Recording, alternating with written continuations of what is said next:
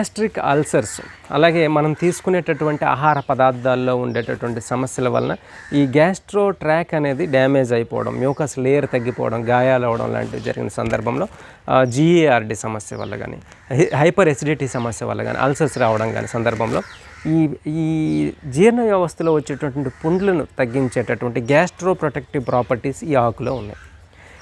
ఇది మార్టినియా అనువ దీని యొక్క శాస్త్రీయ నామం. కాకనాస అని పిలుస్తారు, సింగాడ్ అని పిలుస్తారు. దీని ఫ్లవర్స్ని చూసి మీరు సులభంగా గుర్తుపట్టవచ్చు.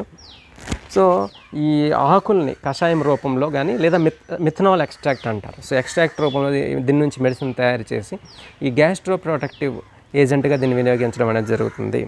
సో ఈ ఆకుల నుంచి ఔషధాలను మనమైతే ఈ ఆకుల నుంచి సిరాక ఆ రూపంలో తయారు చేసి ఫెర్మెంటేషన్ మెథడ్లో ఔషధాన్ని తయారు చేసి ఈ గ్యాస్ట్రిక్ ట్రబుల్ని తగ్గించడానికి, గ్యాస్ట్రిక్ అల్సర్స్ని తగ్గించడానికి, లేదా గ్యాస్ట్రో ప్రొటెక్టివ్ ఏవైనా వౌండ్స్ ఉంటే వాటిని తగ్గించడానికి దీన్ని ఔషధంగా మనం వినియోగించడం జరుగుతుంది.